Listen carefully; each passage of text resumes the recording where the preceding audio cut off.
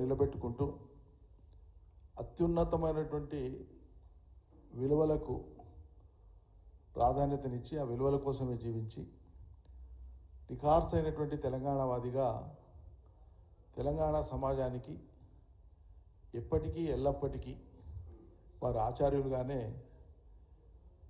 ముద్ర వేసుకొని మన నుంచి భౌతికంగా దూరమైనారు. వారి అనుభవంతో కానీ వారి వయసుతో కానీ పోల్చుకున్నప్పుడు చిన్నవాళ్ళం.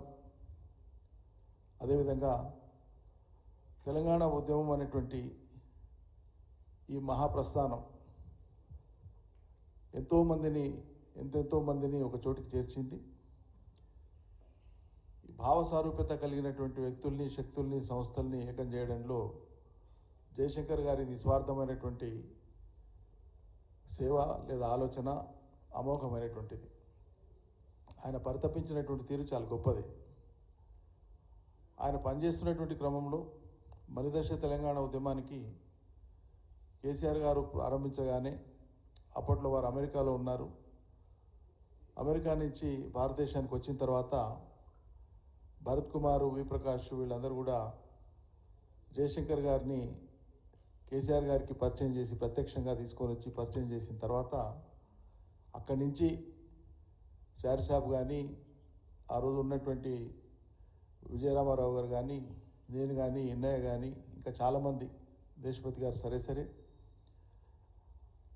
అప్పటి నుంచి ప్రారంభమైనటువంటి ఆలోచనలు కానీ, అడుగులు కానీ ఒక్కొక్కటి ఏ రకంగా పూర్వ అనుభవాలను దృష్టిలో పెట్టుకొని తెలంగాణ ఉద్యమం వైఫల్యం చెందింది అనేటువంటి ఒక ప్రచారం చేసినటువంటి నేపథ్యంలో అది వైఫల్యం కాదు, మన ప్రయత్నమే, అమలు చేయాల్సినటువంటి వాళ్ళ యొక్క వైఫల్యమే తప్ప ఉద్యమించిన వాళ్ళ వైఫల్యం కాదు అని దాని ఒక అద్భుతమైనటువంటి రూపంలో ప్రజలకు వివరించడానికి ఆయన యొక్క సైద్ధాంతికపరమైనటువంటి మాటలు, వారొక మాట చెప్తే, ఒక వాక్యం చెప్తే దాంట్లోంచి ఒక గంట సేపు ఉపన్యాసం చెప్పగలిగేంత సారాన్ని కేసీఆర్ గారు ప్రజల భాషలో మలచగలిగి చెప్పేటువంటి వాడు. అది జయశంకర్ గారి యొక్క గొప్పతనం.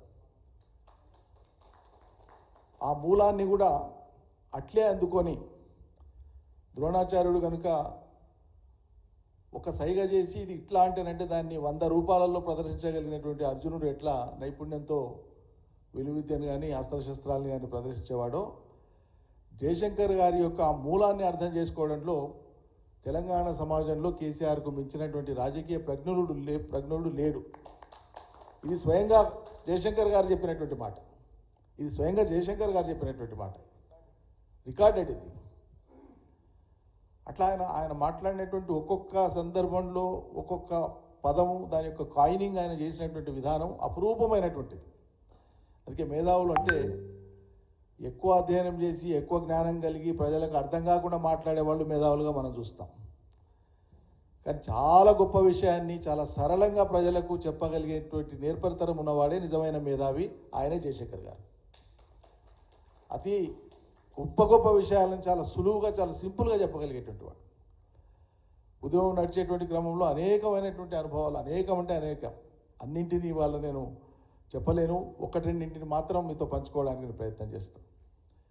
నాగార్జున సాగర్ నుంచి ఎడమ కాలువలకు నీళ్లు వదలడం జాప్యం కావడం కానీ, ఎడమ కాలువల మీద ఉండేటువంటి లిఫ్టులు రైతులే భరించాలి వాటి కరెంటు బిల్లులు అనేటువంటి నిబంధన సమైక్య ఆంధ్రప్రదేశ్లో ఉండేది. చంద్రబాబు నాయుడు గారు, అప్పుడు కడియం శ్రేయర్ గారు ఇరిగేషన్ మినిస్టరు, కుడి కాలువల మీద ఉండేటువంటి లిఫ్ట్లకేమో కరెంటు బిల్లు సర్కారు కడుతుంది, ఎడమ కాలువల మీద ఉండేటువంటి లిఫ్ట్లకేమో రైతులే కట్టుకోవాలనేటువంటి నిబంధన ఉండింది.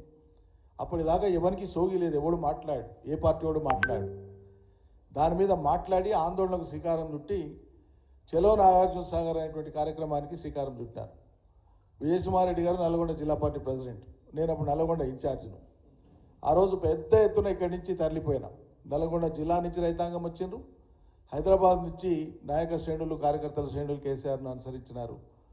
నాగార్జున సాగర్ డ్యామ్ దగ్గరికి పోయి అక్కడ మాట్లాడేటువంటి టైంలో జయశంకర్ గారు వాడినటువంటి ఒక పదం ఎంత విస్ఫోటనానికి దారితీసిందంటే, ఆయన ఏమన్నారంటే అలవోకగా అట్లా మాట్లాడుతూ మమ్మల్ని ముంచి మా కోసం కట్టిన ప్రాజెక్టు అది ఎగువన కట్టాల్సింది దిగువన కట్టి మా నోట్లో మట్టి కొట్టి మాకు ఇలా నీళ్లు రాకుండా చేసి ఇన్ని అవస్థలు పెడుతున్నటువంటి ఈ ప్రాజెక్టు మరి మాకు నీళ్లు దక్కనప్పుడు మా గొంతెండుతుంటే మా కడుపు కాలుతూ ఉంటే మాకు నీళ్లు దక్కనటువంటి ఈ ప్రాజెక్టు మాకు ఉంటేం లేకుంటేమి ఆగ్రహించిన తెలంగాణ రైతులందరం కలిసి తలా ఓ పిడికెడు మట్టి తెచ్చి నాగార్జున సాగర్లో పడేస్తే ప్రాజెక్టే లేకుండా పోతుందని చెప్పి శపించే ధోరణితో మాట్లాడినారు. అంటే అది ఎంత ఆలోచింపజేస్తుందంటే అక్కడ ఉపన్యాసం అయిపోయి రిటర్న్ అవుతున్నాము.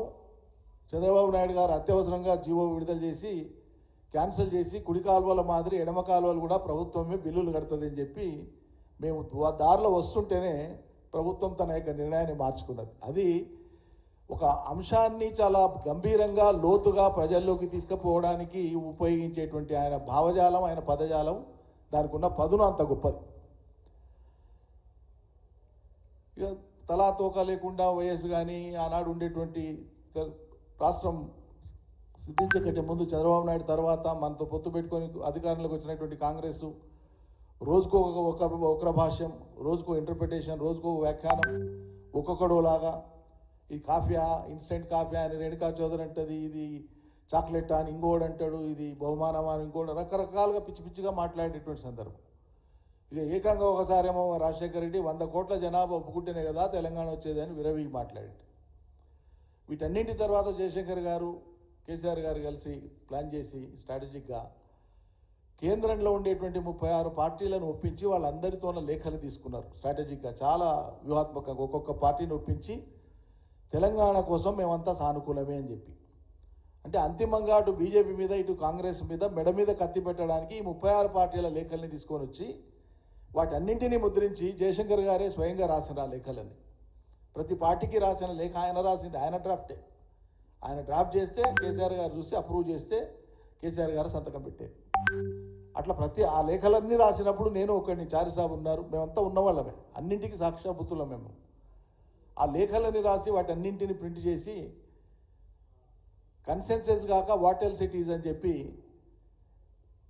100 కోట్ల మంది ఒప్పుకోవడం కాక ఇది ఏమవుతుంది అని చెప్పి ఒక ప్రశ్న వేసి ఆ పుస్తకం ప్రింట్ చేసి మన్మోహన్ సింగ్కి, సోనియా గాంధీకి పంపించేస్తే వాళ్ళు ఆమ్లెస్ అయిపోయినారు, డిజామ్ అయిపోయినారు, ఆయుధం లేదు ఇంకా వాళ్ళకి ఏం మాట్లాడడానికి. అది ఎంత పెద్ద రాజకీయ ఒత్తిడి, అది చూడడానికి చిన్న అంశంలాగా కనిపిస్తుంది. అంటే 100 కోట్ల జనాభా ఒప్పుకోవాలని మాట్లాడినటువంటి వెకిలి మాటలకు మనం ఏదో జవాబు మాటల రూపంలో, ఆర్గ్యుమెంట్ రూపంలో చెప్పడం కాదు, ఒక చర్య, ఎటువంటి చర్య ద్వారా వాళ్ళ నోళ్లు మూయించవచ్చు.